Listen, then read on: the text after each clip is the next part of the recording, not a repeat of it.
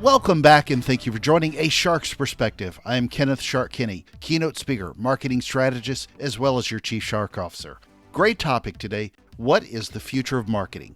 Is it more data, personalized to the extent where every brand or ad is personalized, targeted directly for you? Is it the bright new shiny object in technology and apps, or the FOMO about running on a social media channel with posts and content that gets likes and shares? Or is it something else where brands are challenged to add something of value to their customers? Crystal Washington, CSP, is a technology strategist, certified futurist, and author who works with organizations that want to leverage technology to increase profits and productivity.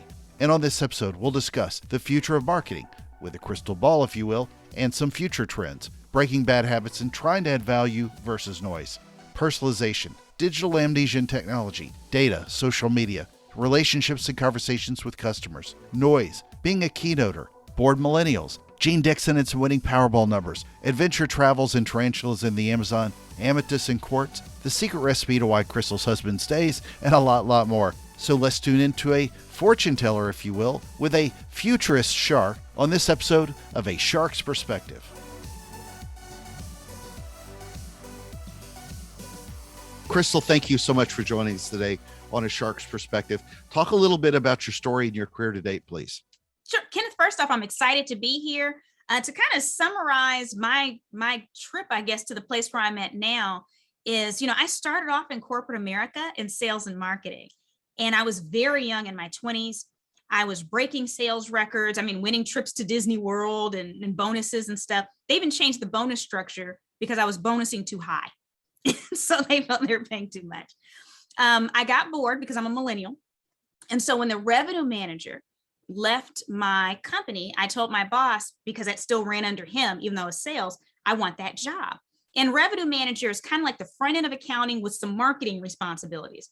And I remember my boss said to me, no one does that. Like, that's not a thing. And me, being the millennial, was like, well, I'm bored and I want numbers and I like numbers too. So you can either give me this job or I can find somebody else. My sales record is amazing. So he's like, you millennials, gave me the job. And that's really where I started getting involved in e-channels and the marketing end of the business. So moving away from sales, seeing the front end of it. And there's this little thing called social media that was at its infancy.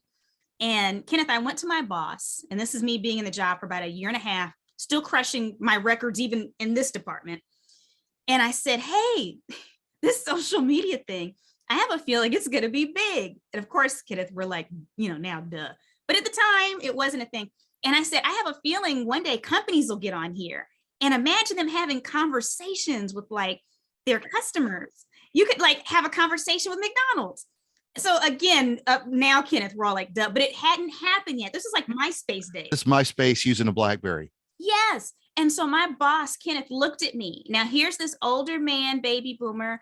And he said, look, kid, you make us a bleep load of money. He didn't say bleep. He said, stick to what you know. I said, oh, so remember, millennial. So I plotted and planned, and 6 months later, I quit my job to start a digital marketing firm because everything in me said this was going to be huge. And I started with small companies first, consulting for mom and pops because they're agile. And then from there, I got contracts with like Google and British Airways to do consulting. And the speaking came from that because most of my consulting clients were members of different organizations. And they said, Crystal, you're so good at explaining what you and your team does. Will you speak at this event? And I would take them until I started getting too many requests. And then one day it hit me. I was like, these aren't billable hours. I can't keep doing this. And then the first organization that I said no to, they said, but we'll pay you. And I said, oh, and that was the beginning of my speaking career. And now speaking is what I do primarily. And so I speak on technology, helping people leverage it to increase profits and productivity. And I'm also a futurist as well, certified futurist. And so I incorporate a lot of futurist elements and models into how I suggest that people leverage different types of technologies. You talk about the future of marketing as a futurist. What is the future of marketing through the lens and eyes that you bring today? That's such a big question. That's almost like, what's the future of this country? Or what's the future? It's big. There's so many pieces. What are the winning numbers for Powerball next week? So. Yeah. Oh, I'm not a psychic. I'm a futurist, but I see where you went there. Gene And Dixon, it was, yeah. technically, if I had a ball in front of me, it'd be a crystal ball because I'm crystal. But no, that's not how it works.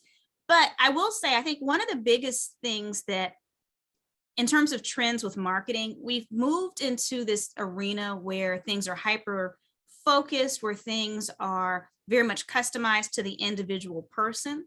I do think we're going to reach a point of saturation in the near future because there's so much noise. It's overwhelming for people. And they're trying to figure out how to unplug. They're getting text messages. The stadium that they're going to see the game at is the name of another company they should purchase from. They're getting phone calls, they're getting emails, they're getting pop-ups. They go on Facebook and they're seeing the thing that they didn't buy last night on a website, pop back up again. And so I think the challenge for marketers is figuring out how to add value versus noise. How do you become almost a consultant in marketing where you're giving ideas and simplifying lives, not just adding products? And that's a conversation I haven't really seen happen, but I'm pretty confident that that's where we're headed. What do you think will stop marketers from going in that direction, though, with noise? Because as much as that makes sense, it's hard for people to break the habits that they're in. Well, I don't think this is unique of marketers. I think what causes most people to change is necessity. When they start to see less and less sales from certain things that they're doing, they'll realize, oh, wait, this is where people are going. Maybe it's about, leveraging somebody on the metaverse instead of using this celebrity instead. Maybe I need to hire a voiceover actor and create my own persona for my company, but it not be salesy. It adds value. It just happens to wear my clothing, while it's, interacting with people.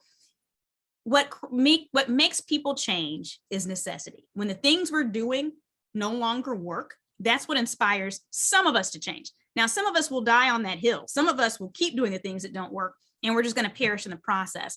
But that's always been true. That's not new. Well, so a lot of the journey and the process can be different when you think about B2B versus B2C or other. How do you sort of think through some larger scale changes in where we're going with the future of both of those? Well, I think we have to look at the relationships. At the end of the day, whether you're doing B2B or B2C, it's all about relationships. And the journey is definitely different. And the way that you communicate has to be different because if you're B2B, you typically have a much smaller book of business or clients than if you're B2C, right? So just because of scale, you can't do the same things. But I do think we have to pay more attention to the customer journey and customer experience. We're starting to see more systems being built around customer experience, not just CRMs, but people are actually buying customer experience databases and connecting them to CRMs and really getting down to the nitty gritty with tracking the entire journey. And the data is wonderful. When we look at data science, it tells us a lot about people, but people also don't want to just be a data point. And we're also seeing more and more people in organizations push against organizations being able to collect that data.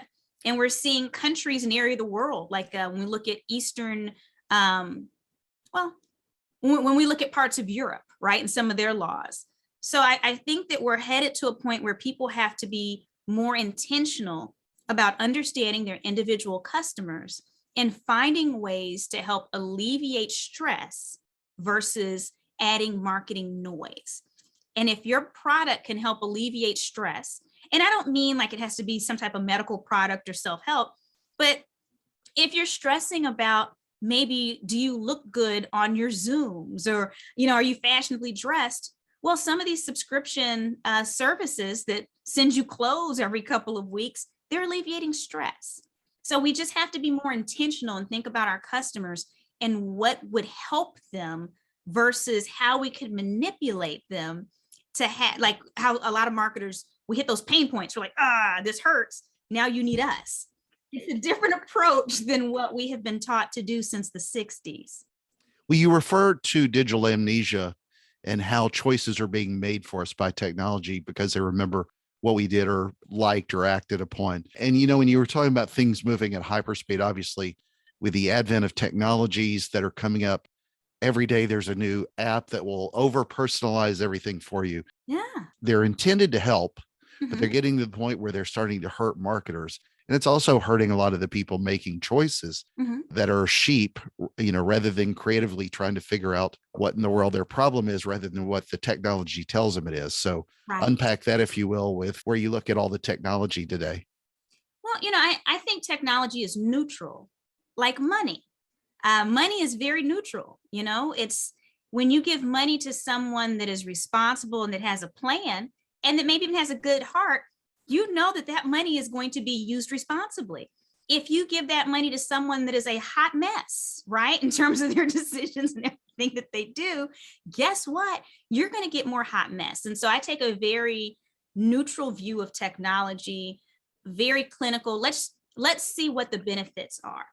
And here's the thing, when I talked about personalization and understanding what our customers need, we have to do that for ourselves and our organizations as well.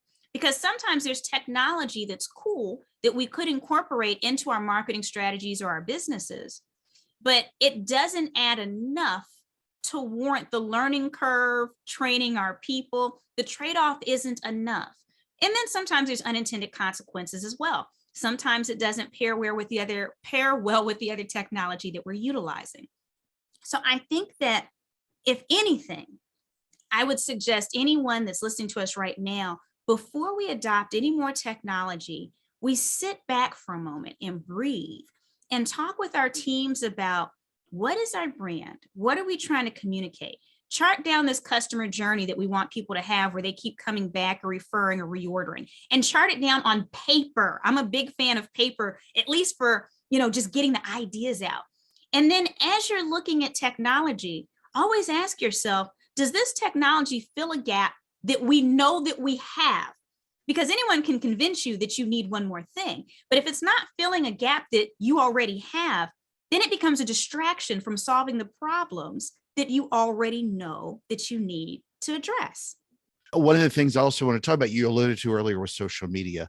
Mhm. There's a new channel every day. I know that a couple of those helped me get through COVID. I mean, when I Mhm. think of how much time I spent on TikTok and Clubhouse and everything else, but Yes. it's hard for brands in general, with good reason, Mhm. to really figure out how to navigate this space, when what we joke about with MySpace was 2 decades ago. And now Right. it's a new video or audio conversation a minute going on. How do you sort of approach social media as part of your own brand and for those that you serve today?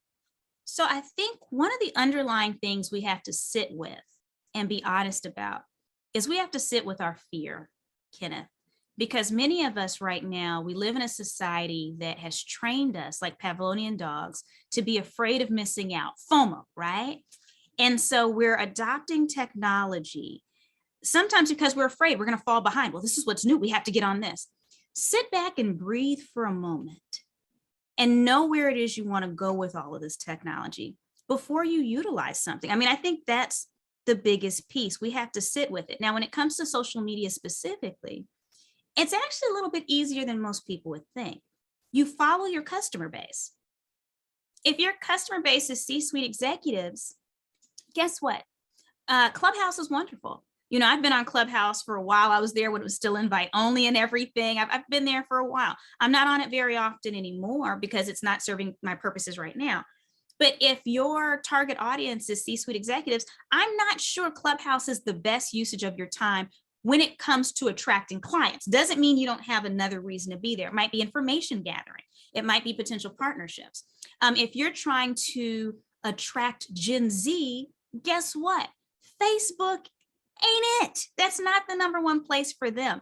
And so typically with social media, I find that one of the best rules of thumb for marketers that are using it to attract their clients is just go where your clients are. Know the demographics of the social networks and go where they are. You actually don't even have to be a pioneer on a social network because you don't want to be the first one there and none of your clients are there. That's not a good use of your time. You want to wait until there's a base of them there and then you go in. So for most organizations or businesses, I actually say when it comes to social media, choose maybe 2 social networks and master them. Game them to the highest degree. Whether you're hiring staff, whether you're hiring a team, show out on those 2 main social networks that are most likely to get you the best return on investment. and leave the other ones alone. It doesn't mean they have no value. It just means that you're concentrating your efforts.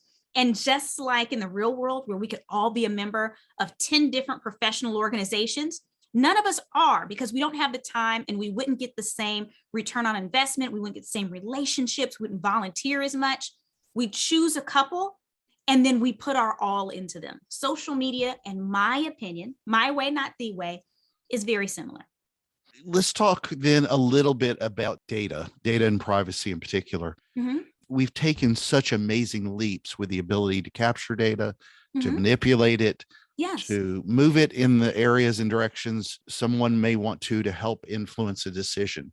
Yes. Do you see any pushback, because you alluded to Europe and GDPR, and there's a Mhm, cultural difference in how they value privacy and the way we do.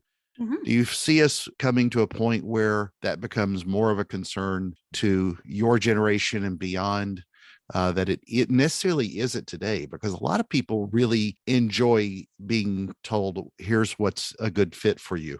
Right, right. As a simplistic example, while there are a great deal of people who also find it to be, they're afraid that, they got to wear a aluminum foil cap because they're afraid Alexa's listening to them. Right. Do I think there'll be more pushback in the States? I think was the underlying question. I do think so over time. We're starting to see a lot more grumblings now than we did 5 years ago, whereas, this has been a concern in Europe for a little bit longer. So I think that we're a little bit behind them, but we'll start to see some of the same issues. I think we're battling with two different things. Number one, who controls our data? You and I, we're putting out an insane amount of data every single day, and most people don't even realize how much we're putting out daily. Who controls that? Who gets to monetize that? Should I get to monetize the fact that I'm sharing this? Well, if it's something free that I'm utilizing that's collecting the data, well, then do I still have ownership, or would I rather pay for the service and then own my data? I don't know. I don't know what the answer is to that. That's something we'll have to figure out collectively.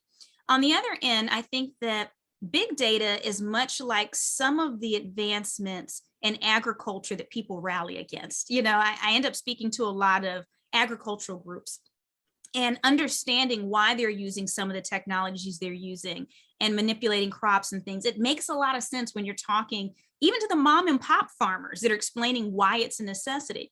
But oftentimes the public only gets a soundbite and we run with it. And so data has helped save, we look at big data and being able to utilize information, it's saving countless lives, especially when it comes to diagnosing people with different diseases and things, because we have data that allows us to basically interpret small signs and tell us if someone's likely to have cancer or someone's likely to have this disease or that disease.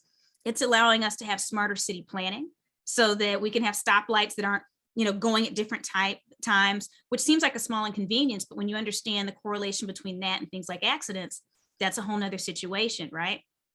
And so big data has a lot of wonderful use cases. And even in marketing and helping people get the products and services they really, really need. But who owns our data that's going into these machines, and that people, I say machines, it's going into the cloud, and it's being processed? That's a little bit more of a complicated question. And we get to decide as a society what the answer is. I'm going to lean back into a question that I asked a little bit earlier with a little more clarity and definition, hopefully here. But several of the things we talked about primarily evolved around digital marketing.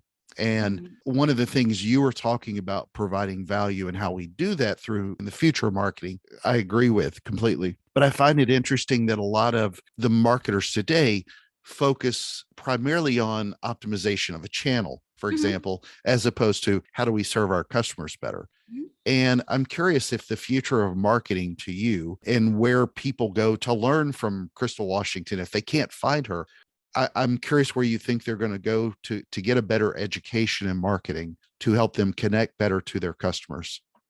So two things.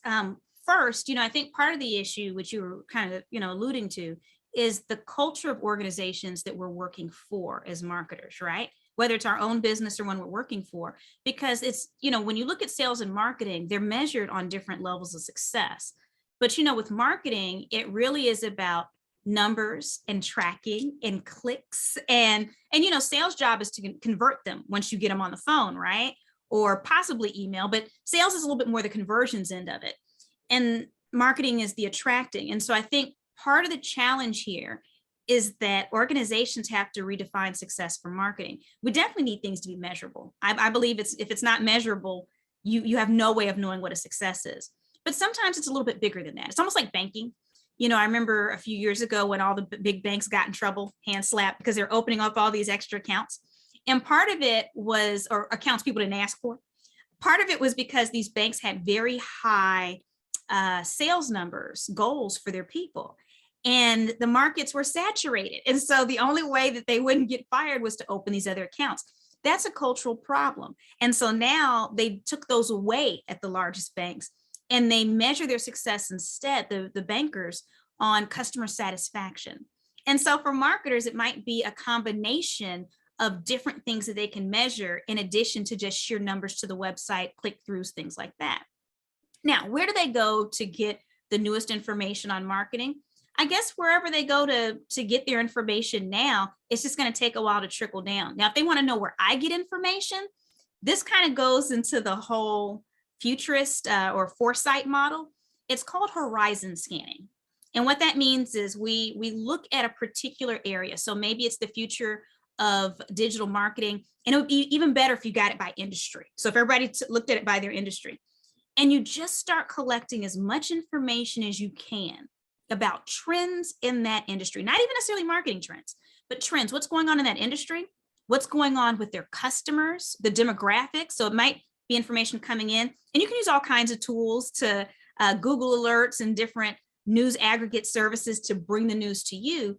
But what'll happen is you'll start to see trends, Kenneth, because the future doesn't just land on us. Most people think the future happens and then we have to adapt to it. It's not true.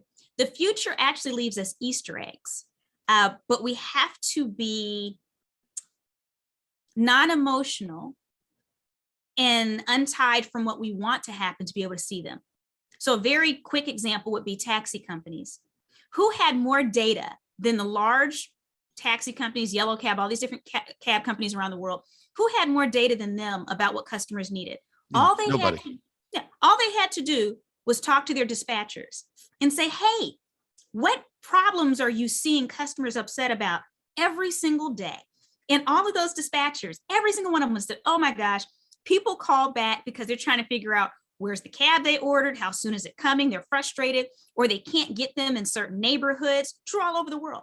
But the problem is these company leaders didn't go to those people. They got with other executives. That's what we do. We're management. We're all brilliant.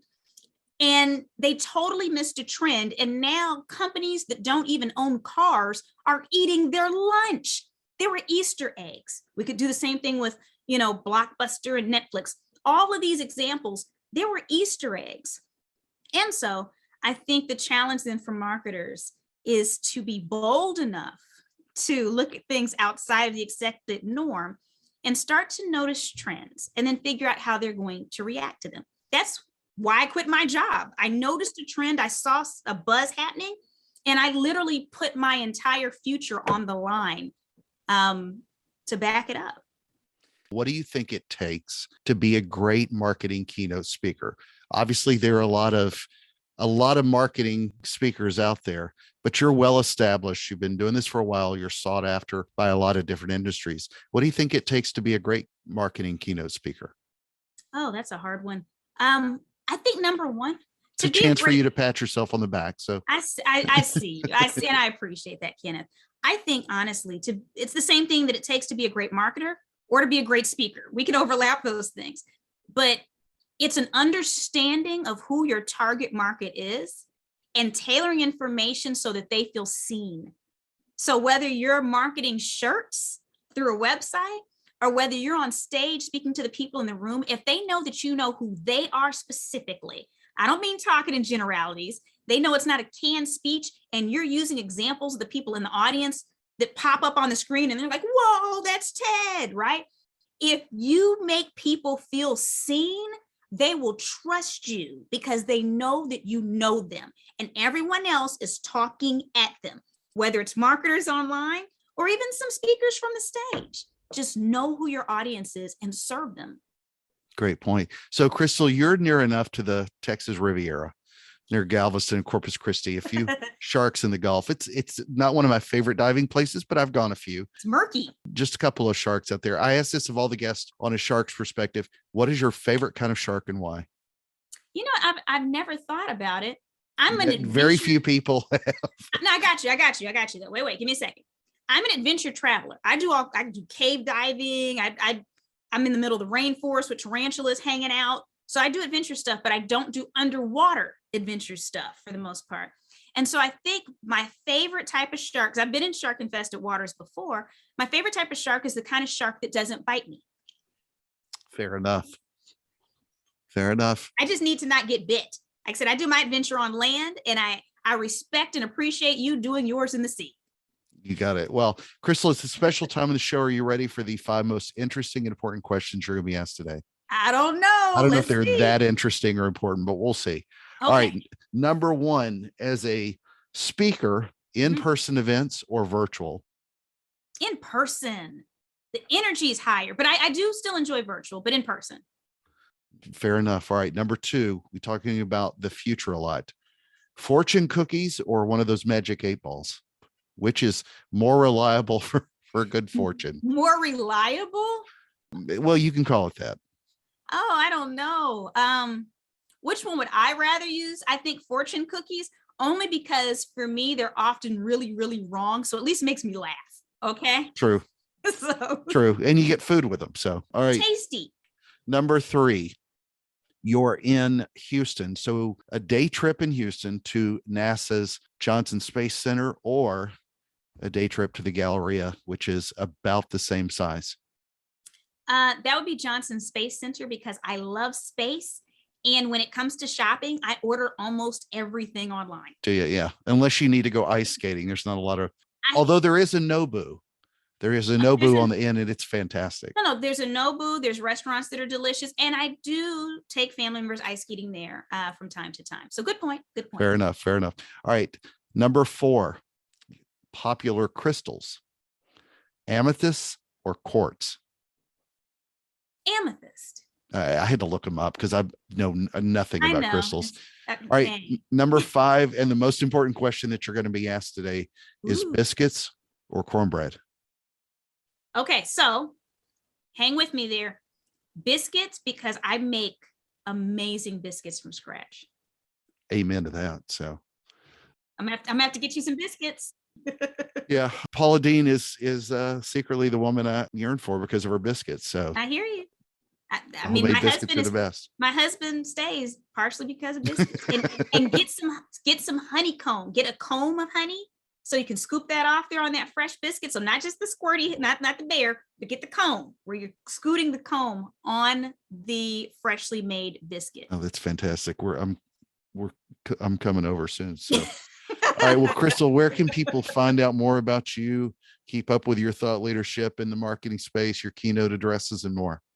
Okay, well, I made it really complicated. They have to go to Crystal Washington, which is my name, Crystal, spelled like a rock crystal, Washington.com.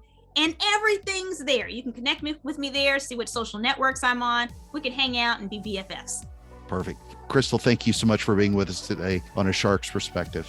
Thank you, Kenneth.